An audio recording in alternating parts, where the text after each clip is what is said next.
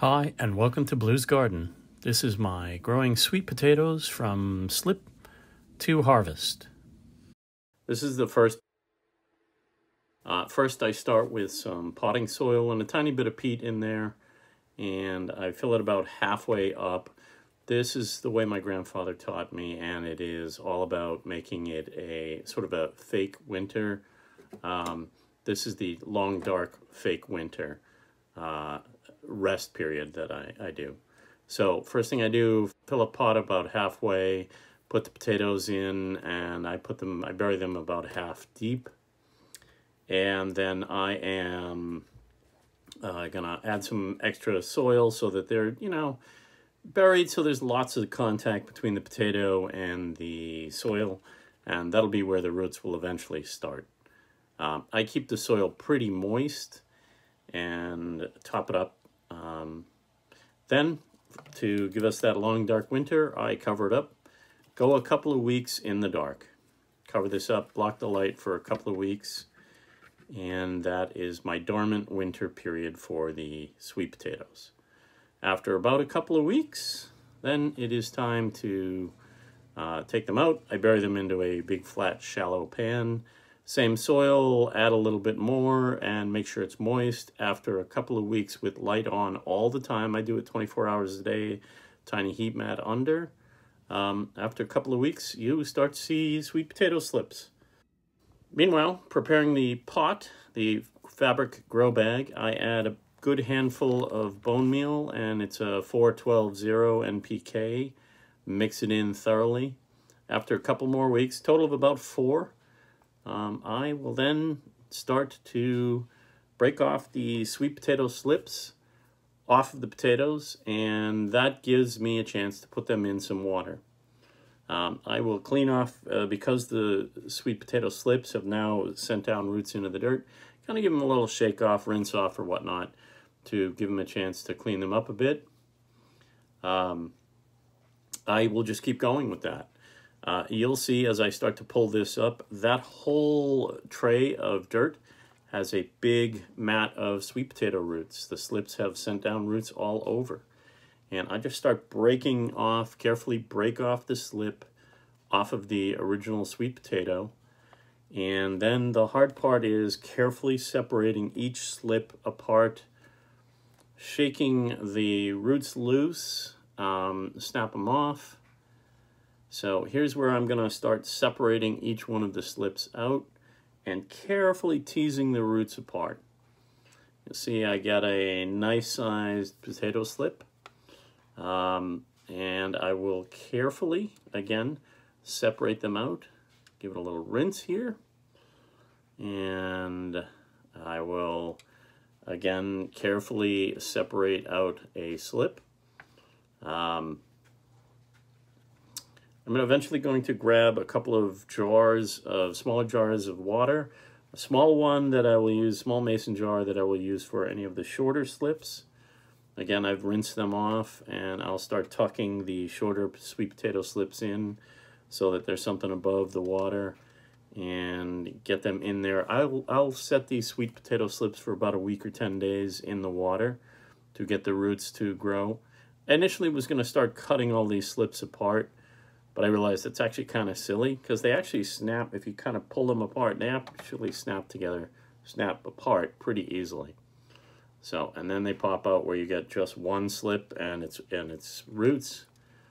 The larger roots I will use in the larger mason jars, and the shorter ones will go in the smaller mason jar. And basically out of one sweet potato, I got a ton of roots. About every day or so, just check the water level in these to make sure that they don't dry out. I add more water if I need to. That's really important. After a couple of weeks, and I'll time this out so that they go out when the slips start to get some really good roots. Time it out so that you are going out. For me, it's mid-May, but look at your weather dates and make sure you're going out after the first frost. So around mid-May is my planting time.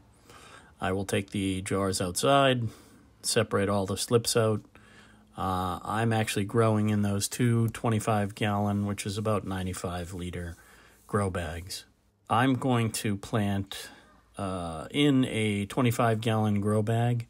I'm going to do about 2 slips per grow bag. So 2 per 25 gallons, 2 per 100 liters. Remember, a few weeks ago, I had used the granular bone meal, put that out there. They are thirsty, so you're going to want to make sure that you're keeping on top of watering. The more you water, the better the outcome will be.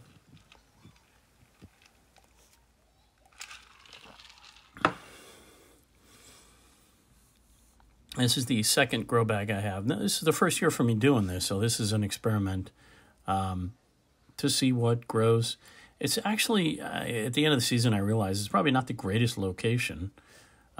It was fairly shady. I was probably only getting about 6 good hours of sunlight a day on these. And to be truthful, that one, nothing came of it. On this one, I actually put in 3 slips. I know I said 2 per 95-gallon or 25-gallon grow bags.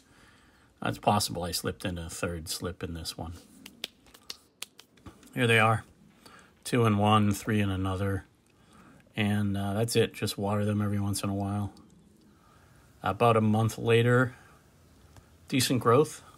One of these ended up getting really savagely eaten. All of the leaves eaten off of it. But looks like something chewed. I've got a bad rabbit problem. It's possible they ate. One of them, that one there, actually got completely stripped by the time I was done. So about 120 days, I started pulling when the vines were starting to die back. About 120 days, I started pulling out the vines to see what I had. It's an experiment for me. I've been told 110 to 130 days is about the average of growth time on sweet potato. So I went through to start finding what I could find. Now, the one with 2 in it, this makes no sense to me, but the one with 2 in it had less overall growth and skinnier.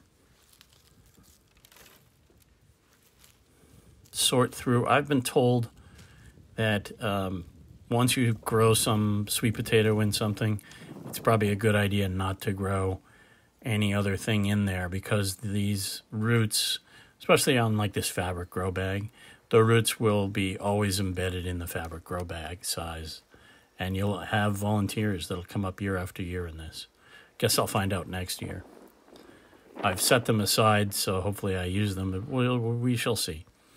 Again, I went through and sorted everything out, see what I can grow. This first batch that I started pulling, I was getting nothing but really skinny. Now, the good news is I found a nice recipe for what you do with these skinny ones. You can make some air fryer sweet potato fries. So that's probably what these will all end up being. This one, the second one that had 3 in them, 3 vines in there, was much more prolific. I got larger size and I got more of them. And the funny thing is, this was actually in a shadier area, which is fine. Maybe that tells me something. Maybe they don't like as much sunlight as I thought.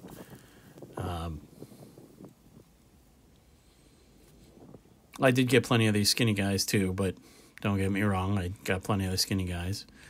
And it's possible that I didn't water as much. This was in an area that didn't get as much water as the rest of my garden, and also didn't get as much sunlight, so I suppose I only have me to blame. Out of the 3 sweet potato that I started with, one of them gave me no slips. So out of the 2, really, I had 5 slips I ended up planting out. Picked the 5 healthiest, and I got 4.8 pounds, which is just 2.2 kilos. Not bad for an experiment. Please like, share, and subscribe. It helps me grow, and that helps you grow.